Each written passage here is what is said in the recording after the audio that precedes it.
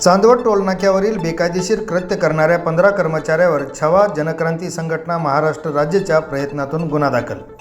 दिनांक 17/7/2023 रोजी श्री संदेश दत्तात्रय पवार हे त्यांच्या कुटुंबियासह मालेगावकडून नाशिककडे येत असताना रात्री 1:15 ते त्यांच्या गाडीने चांदवड टोलनाका क्रॉस करीत असताना त्यांच्यासोबत चांदवड टोलनाक्यावरील टोल भरण्यासाठी थांबले असता चांदवड नाक्यावरील कर्मचारी व त्यांच्यामध्ये टोल भरण्यावरून शाब्दिक बाचाबाची झाली।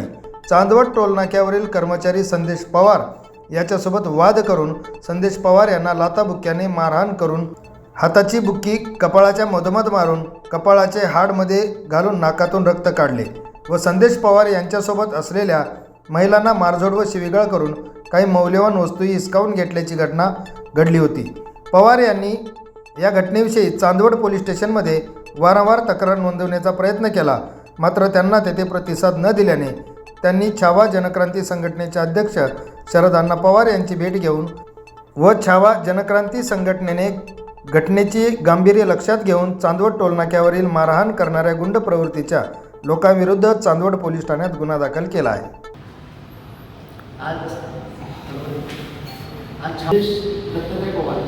दाभाडी मतदारसंघात राहतात।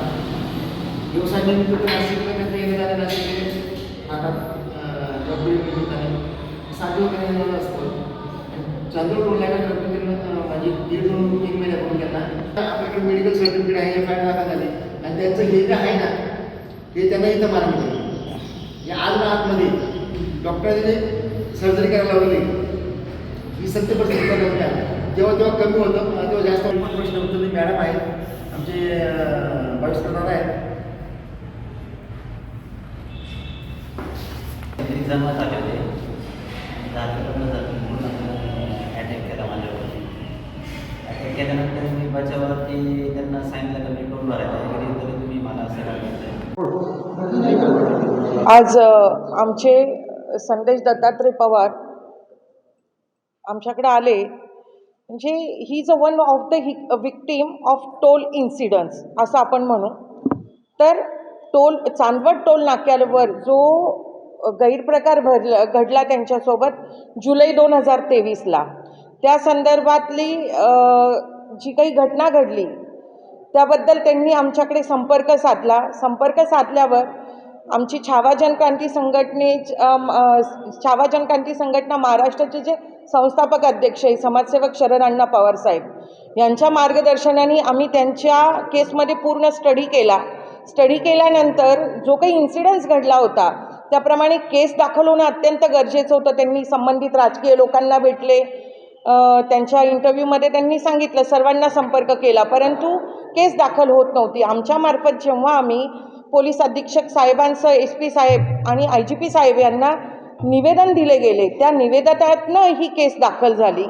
ती केस दाखल होताना तिथल्या पोलीस कर्मचाऱ्यांनी सहकार्य केले, त्याबद्दल तर आम्ही त्यांचे धन्यवाद मानतोच, परंतु त्यांनी चोख तपास करून ह्या घटनेमध्ये जी काही 395ची कृती घडलेली आहे, गुन्हा घडलेला आहे, त्याबद्दल 395, 354 आणि संदेश दत्तात्रय पवार यांच्या कपाळावर बुक्कीने प्रहार करून त्यांच्या कपाळाचा जो पुढचा भाग आहे तो मध्ये घालून नाकातून जो कंटिन्यू महिनाभर रक्तस्राव सुरू होता त्याच्यातून आणि त्यांच्यासोबत ज्या महिला होत्या त्यांच्यासोबत जो अभद्र व्यवहार झाला, यातनं 395, 307 आणि 354 दाखल होणं गरजेचं आहे।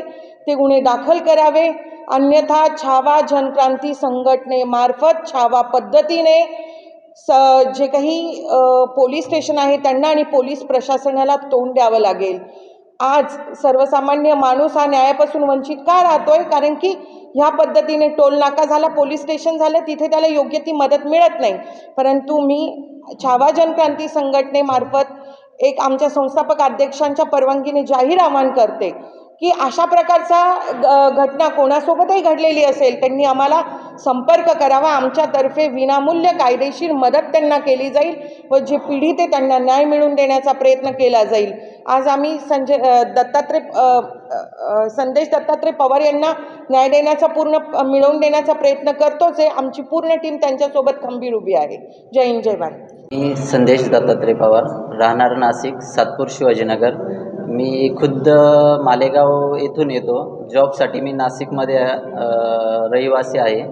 तर मी माझ्या गावी गेलो असताना मालेगाववरून रिटर्न होत होतो. चांदोड टोल नाक्यावरती जेव्हा मी पोचलो, आमचा टोल नाक्याच्या भरण्यावरून वादविवाद झाला. त्यात त्यांनी मला अपशब्द केले. त्यात त्यांचं संभाषण वाढून त्यांनी माझ्यावरती मारहाण चालू केली असताना तिथे 10 ते 15 व्यक्ती होते. 10 ते 15 व्यक्तीने माझ्यावरती अटॅक केला. लाथाबुक्क्यांनी मारहाण करून गलिच्छ भाषेत शिवीगाळ करून माझ्या डोक्याचा जो भाग आहे मारून पूर्णपणे फ्रॅक्चर वगैरे करून तो मध्ये घातला आहे. त्याचं मेडिकल सर्टिफिकेट मी तयार करून पोलीस स्टेशनला रजिस्टर केलेलं आहे. त्यात त्यांच्यावरती त्यानुसार गुन्हा पण दाखल झालेला आहे. त्यात मी आपलं छावा जनक्रांती संघटना जे संघटनेचे अध्यक्ष आहेत माननीय शरद पवार साहेब यांच्याकडनं जे मार्गदर्शन भेटलं त्यात गुन्हा दाखल झाला.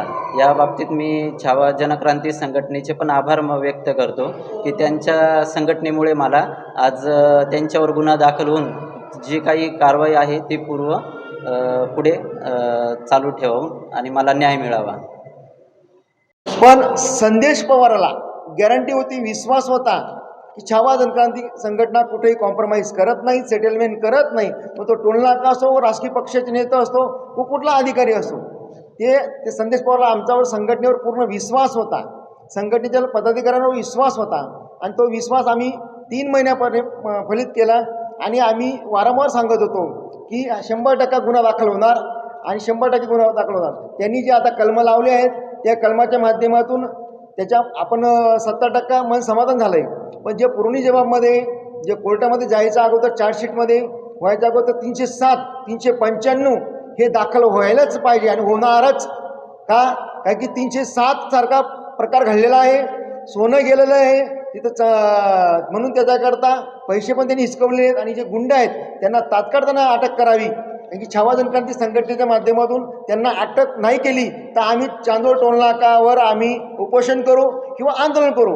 कारण की त्या गरीब माणसाला दाभाडी मतदारसंघात पालकमंत्री सार्वजनिक बांधकाम विभागाचे मंत्र्यांच्या मतदारसंघातला संदेश दत्तात्रय पवार हा नाशिकमध्ये जॉब करतो, व्यवसायानिमित्त नाशिकमध्ये येणं जाणं असतं. आणि ह्या व्यक्तीच्यावर खोटे गुन्हा दाखल करायची धमकी देत होते, तुला जेलमध्ये टाकू. हे टोलनाकेवाले त्यांची जे वकिलांची टीम आहे तो त्यांच्या पोलीस ते वारंवार फोन करत होते, परंतु ते झालं काही नाही. आमचा गुन्हा दाखल झाला मेडिकल सर्टिफिकेटच्या माध्यमातून. आणि त्याच्यानंतर महत्त्वाची गोष्ट एकच आहे की ह्या आरोपींना तात्काळ अटक करावी. स्टार न्यूजसाठी मोहसिन पठाण, नाशिक.